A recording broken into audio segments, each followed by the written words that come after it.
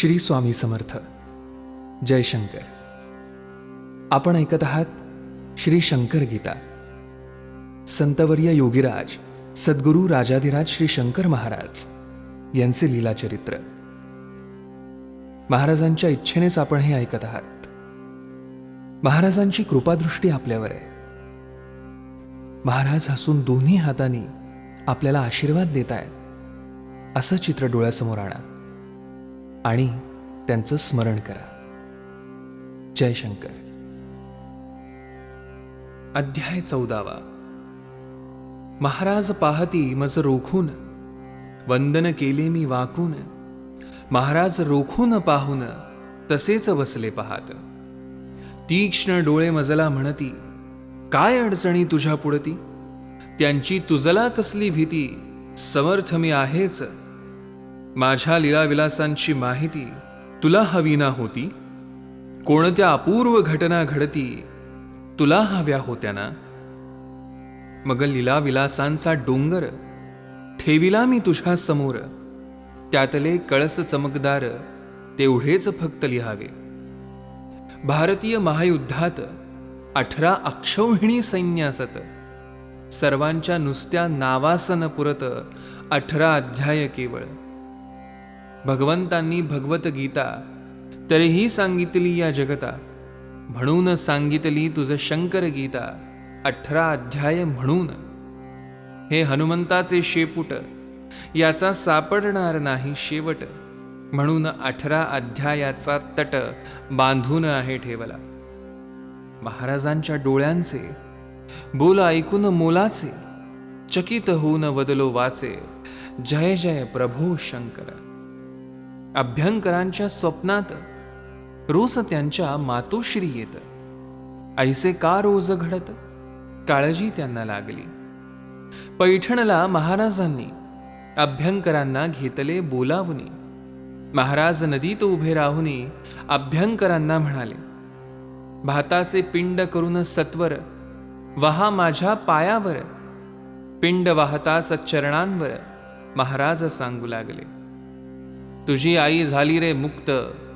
तेव्हापासून अभ्यंकरांच्या स्वप्नात आईचे येणे बंद होत. महाराजांनी उद्धरले.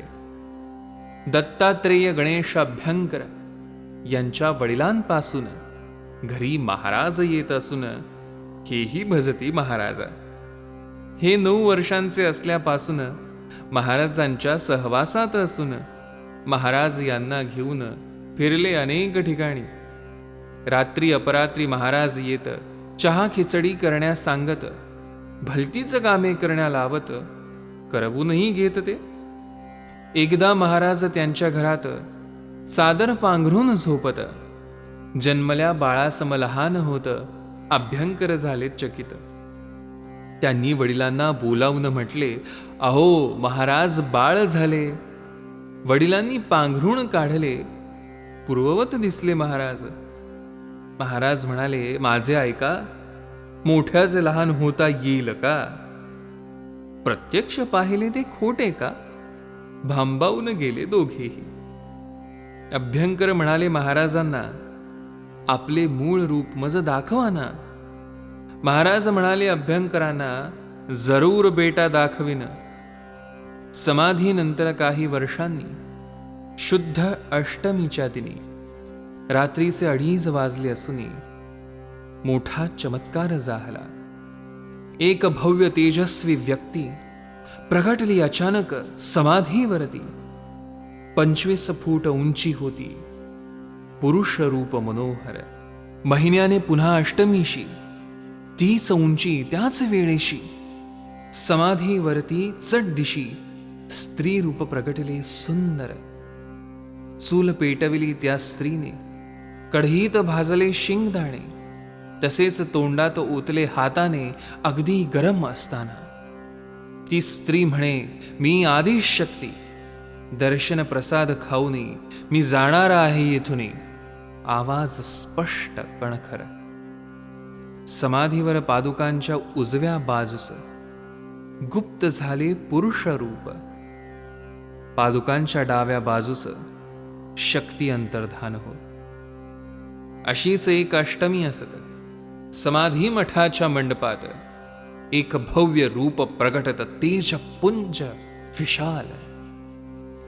मारुती समोर मंडपात मांडी घालून ते बसत. तेथूनच ते पाय लांबवित समाधीवर ठेवले.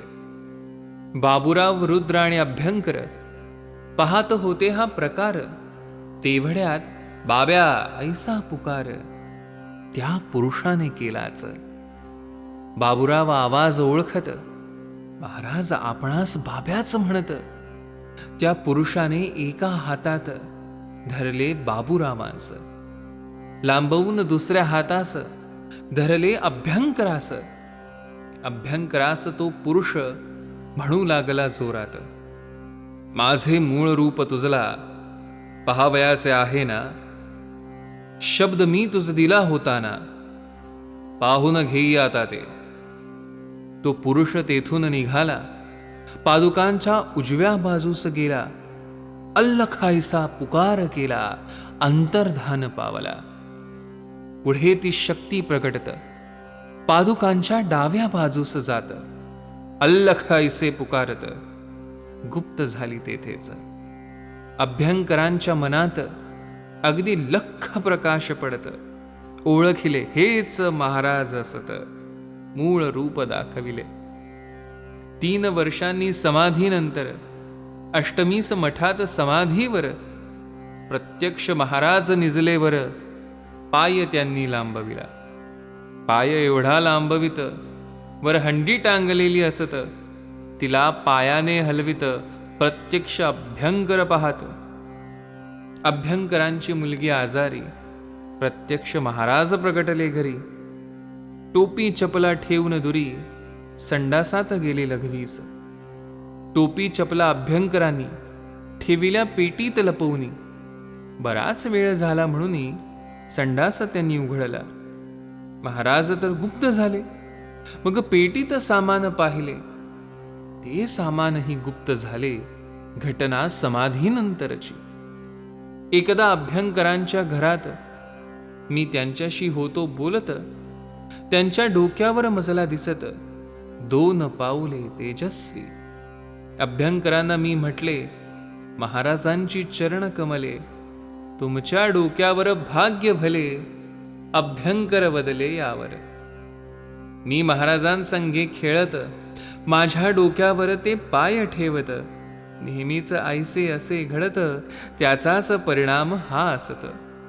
महाराज एकदा सांगती, शिष्याच्या मस्तकावरती गुरूंची ती पाऊले असती, गुरुप्रसाद असे हा. भस्मे आणि अभ्यंकर या दोघांच्या मस्तकावर महाराजांची पाऊले सुंदर मी आहेत पाहिली. अक्कलकोट स्वामी समर्थांचा घरी फोटो लावा असा महाराजांनी आदेश दिला अभ्यंकरांना एकदा. अभ्यंकर म्हणाले, महाराजांचं तुम्ही जेव्हा फोटो द्याल तेव्हाच मी तो लावणार, अन्यथा लावणार नाहीच. बेळगावच्या गंधे महाराजांना हगवण झाली, गुण येईना. गंधे म्हणाले सर्वांना, आता उपाय एकच, महाराजांच्या समाधी मठात नेऊन सोडा मज सांप्रत. काय भावयाचे ते होवो तेथ. आले समाधी मठात. जणू अक्कलकोट स्वामी महाराज असे दिसत गंधे महाराज. त्यांची हगवण, शुश्रूषा, कामकाज अभ्यंकर होते करीत. नगरहून एक शेतकरी आला. तो अगदी दिसावयाला शंकर महाराजांसारखा भला.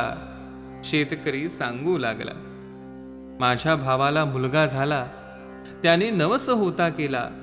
मुलगा झाल्यावर समाधीला दर्शनास येण्याचा. त्याप्रमाणे बैलगाडीतून भाऊ मुलाला घेऊन येत आहे मागाहून. पुढे दर्शना मी आलो. तो शेतकरी आल्यावर गंध्यांची हगवण पाली पार. बरे वाटू लागले फार. प्रकृती त्यांची सुधारली. शेतकरी अभ्यंकरांचं त्यांचा पूर्व वृत्तांत सांगत. अभ्यंकर अगदी थक्क होत. ठाऊक त्याला हे कसे. शेतकरी म्हणाला गंधे यांना, सांगू नका कोणास, मी कोण आणखी खास, शेतकऱ्याने सांगितले. भाऊ येत नाही म्हणून शेतकरी गेला निघून. गंधे अभ्यंकरांना बोलावून विचारती, कोण हा शेतकरी? हेच शंकर महाराज असत, ऐकता अभ्यंकर झाले चकित. गंधे अभ्यंकरांच्या घरी येत, डबा नैवेद्याचा घेतला. दोघे समाधी मठात येत, गंधे नैवेद्य दाखवित. अभ्यंकरांना एक फोटो देत, अक्कलकोट स्वामींचा. गंधे म्हणाले अभ्यंकरांना, महाराजांनी सांगितले मजला, अक्कलकोट स्वामींचा फोटो तुझला द्यावा म्हणून दिला हा. अभ्यंकर फोटो असता पाहत, महाराज असतानाच हे घडत. संपूर्ण सारे आठवत, धन्यता त्यांना वाटली. आज अभ्यंकरांच्या स्ववास्तूत अक्कलकोट स्वामींचा फोटो असत. शंकर महाराजांचाही शोभत, दिव्य फोटो मोहक. एकदा महाराज होते बसलेले, दर्शनास लोक जमलेले. एक हरिजन गृहस्थ तेथे आले, प्रसादाच्या आशेने. दर्शनास तर गर्दी असत, महाराज सर्वांस प्रसाद देत. हरिजन दूर उभा असत, चिंता प्रसाद मिळेल का? तेथूनच महाराजांनी आपला हात लांब करूनी, हा घे प्रसाद असं म्हणूनी दिला प्रसाद हरिजना. पुढे काही वर्षांनी अगदी त्याच ठिकाणी महाराजांची समाधी होऊनी कैक प्रसंगासेही. सयाजीराव गायकवाड यांना बडोद्याच्या गादीवर महाराजांनी बसविले स्वकर वैभवशाली थाटात. बडोद्याच्या राजवाड्यात महाराजांचा पुतळा असत. अत्यंत प्रेक्षणीय शोभत भव्य फोटो तसाच. महाराज नेहमी हिमालयात मुद्दाम पहा जात असत. अनेक जण तेथे दिसत, समाधी घेऊन बसलेले. 4,000 हजार वर्षांपासून जिवंत समाधी घेऊन बसले आहेत कित्येक जण, दाढी जमिनीपर्यंत. कित्येकांच्या भुवयांचे केस जमिनीपर्यंत लांबत. अशांची दाढी महाराज हलवित, पाहात समाधी खरी खोटी. पुण्याच्या लकडी पुलावरती एक गृहस्थ रोज येऊन बसती.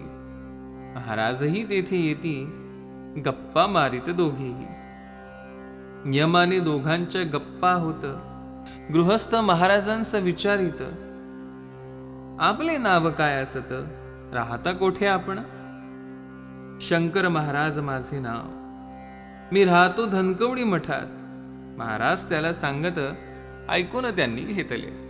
पुढे 2 दिवसात महाराज आले नाहीत. चौकशी करण्यास गृहस्थ येत धनकवडी मठात. शंकर महाराज कोठे असत? बाबूराव रुद्र दाखवित, ही महाराजांची समाधी असत. गृहस्थ थक्क झाला. लकडी पुलावरती रोज नियमाने येतात हे महाराज, आले नाहीत काल आज चौकशीस आलो म्हणून. रुद्र त्याला सांगत, समाधी घेऊन 8 वर्षे होत. गृहस्थ झाले चकित, रुद्रही थक्क झाले. समाधी घेतल्यावर काही वर्षांनी एका भक्ताच्या लग्नास जाऊनी कोठी सांभाळली महाराजांनी. फोटो काढला त्यात महाराज. महाराजांचा मुहूर्त अमावस्या हा असे ख्यात. हाच मुहूर्त ते सांगत कोणत्याही कामास. महाराज हजामतीस बसत. हजामत होईपर्यंत केस येत पूर्ववत, किमया कैशी पाहाही. नगरचे नवले महाराजांना म्हणाले, मज विष्णुपद दाखवाना. महाराज नदीत उभारून नवलेंना विष्णुपद हा म्हणाले. पाण्यात सुवर्णपद दिसले. हात ठेवीत त्यावर नवले. हात सरकावीत बघू लागले, विष्णुपद किती लांब ते. सुवर्ण विष्णुपद संपेना, आश्चर्य वाटे नवले यांना. मुकुट दिसला वर पाहताना, आकाशाला भिडलेला. अपूर्व अशा या घटनेने दाखवून दिले महाराजांनी स्पष्टपणे मी कोण असूनी बोध मानावा असा हा. पुण्यास समाधी घेतल्या बऱ्याच वर्षानंतर वाशिमचा जानू महार मुलगा त्याचा हरवला. चोहीकडे शोध केला, नुसता पत्ताही न लागला. 3 महिन्यांनी मुलगा आला हाती खाऊ घेऊन. विचारता कोठे होतास? मुलगा सांगे बापास, शंकर महाराज इथे येऊन घेऊन गेले मला ते. महाराजांच्या समवेत इतके दिवस होतो हिंडत, आज खाऊ देऊन हातात महाराजांनीच सोडले. शांताबाई पुणेकर त्यांचे पती निवर्तल्यावर 20व्या दिवशी महाराज तर त्यांच्या घरी गेलेच. तुला विसावा देण्यासाठी आज आलो तुझ्या सदनी, सर्व व्यवस्थित होईल म्हणून महाराज गेले सांगून. 6 मुले शांताबाई सांभाळ केला भावानी, आज मुलांचे सर्व व्यवस्थित असूनी समाधान शांताबाईस. नाशिकला काबुली बाबाकडे महाराजांचा मुक्काम त्यांच्याकडे. नागपूरचे ताजुद्दीन बाबाही आले महाराजांच्या दर्शना. महाराज जेव्हा झोपत तेव्हा ताजुद्दीन पहारा करीत. मुसलमानांना हे न खपत अडथळा करण्यास येत ते. जेव्हा मुसलमान तेथे तेव्हा ताजुद्दीन बाबाचा पहारा असत. मुसलमानांना ताजुद्दीन दिसत साक्षात भगवान हनुमंत. मुसलमान घाबरून पळून जात. ज्यांच्यास्तव हनुमंत पहारा करीत ते कोण असावे? बोलकी घटनाही असे. प्राध्यापक रंगनाथ दत्तात्रय वाडेकर दर्शनास गेले समाधीवर. महाराजांच्या दर्शनाची हुरहुर त्यांना होती लागली. दर्शन घेता समाधीतून जे 1111 प्रगटला ध्वनी.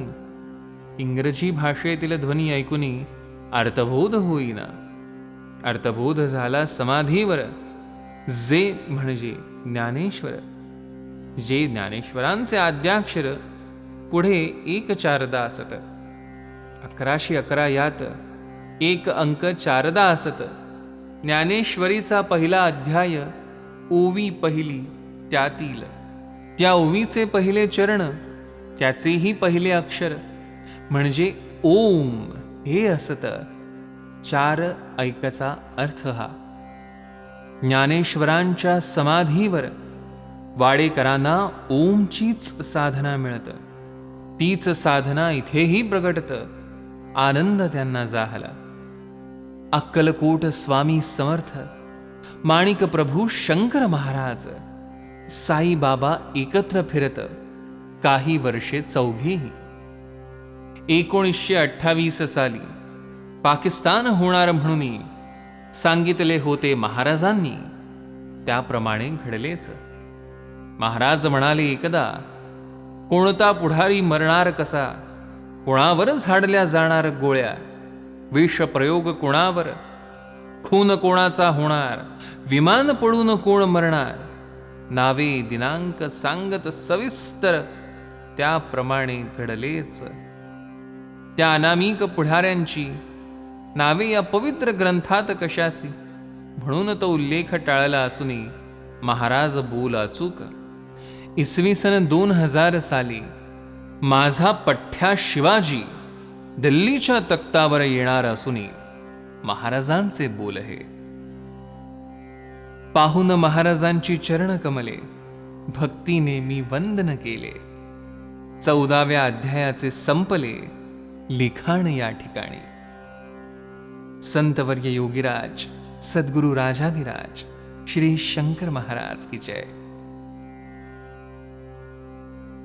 या अध्यायातील कोणती ओवी आपल्याला भावली, यातलं काय हृदयाला भिडलं, हे कमेंट करून नक्की कळवा. श्री स्वामी समर्थ. जय शंकर.